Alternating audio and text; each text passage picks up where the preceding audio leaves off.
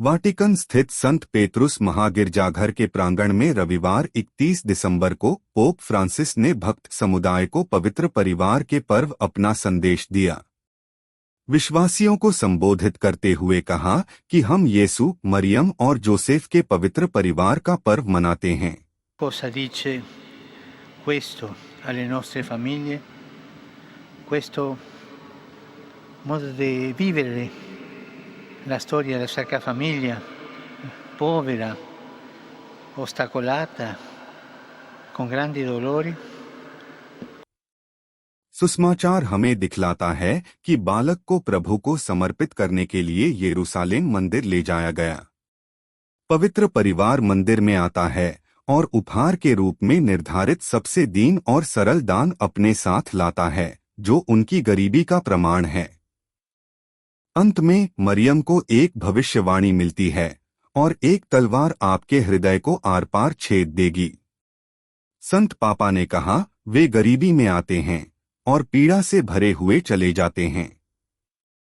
यह आश्चर्य की बात है, लेकिन यह कैसे हुआ कि यीशु का परिवार, इतिहास का एकमात्र परिवार जो मांस और रक्त में ईश्वर के मौजूद होने का दावा कर सकता था, अमीर होने के बजाय गरीब था। चीजें आसान होने के बजाय ऐसा लगता है कि इस परिवार को बाधाओं का सामना करना पड़ा। कष्टों से मुक्त होने के बजाय यह परिवार घोर दुखों में डूबा रहा।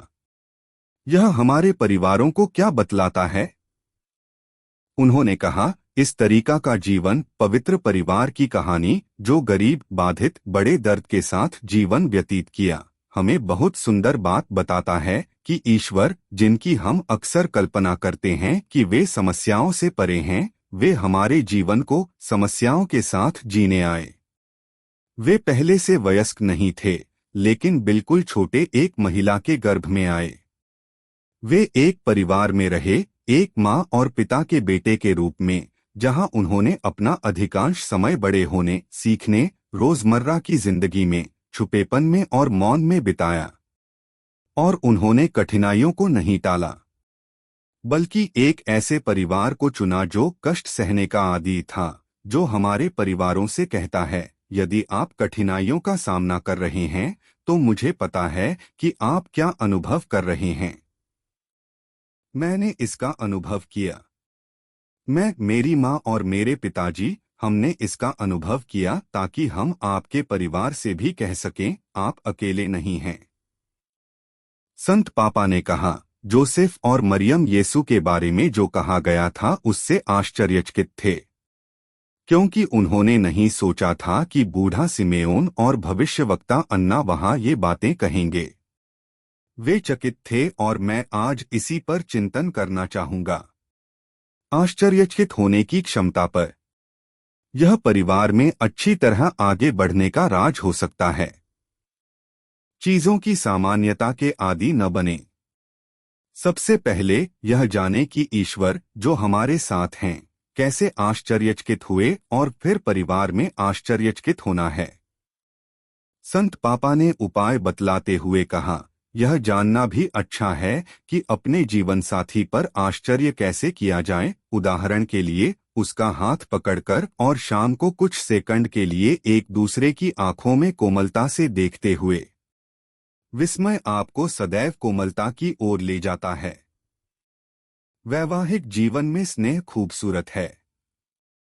और फिर बच्चों के जीवन के चमत्कार पर आश्चर्य करना, उनके साथ खेलने और उनकी बातें सुनने के लिए समय निकालने के द्वारा। उन्होंने कहा, मैं आपसे, पिताओं और माताओं से पूछता हूँ, क्या आपको अपने बच्चों के साथ खेलने के लिए समय मिलता है? उन्हें सैर पर ले जाने के लिए। कल मेरी एक व्यक्ति से फोन पर बात हुई और मैंने उससे पूछा, आप कहाँ हैं? उन्होंने जवाब दिया, मैं चौराहे पर हूँ, मैं अपने बच्चों के साथ टहल रहा हूँ। संत पापा ने कहा कि यह सुंदर पितृत्व और मातृत्व है। उसके बाद दादा दादी की प्रज्ञा पर आश्चर्यचकित होना। कई बार हम दादा दादी को जिंदगी से दूर कर देते हैं, पर दादा दादी ज्ञान के स्रोत हैं। संत पापा ने कहा, आइए हम दादा दादी की बुद्धिमत्ता उनकी कहानी से आश्चर्यचकित होना सीखें, जो जीवन को आवश्यक चीजों में वापस लाते हैं। अंत में हमारी अपनी कहानी पर आश्चर्य करना, प्रभु ने हमें प्रेम से चलाया, इससे आश्चर्यचकित होना।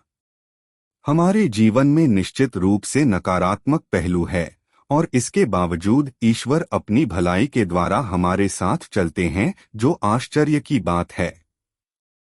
Una benedizione alle vostre famiglie, de pregare per me. Buon pranzo e arrivederci.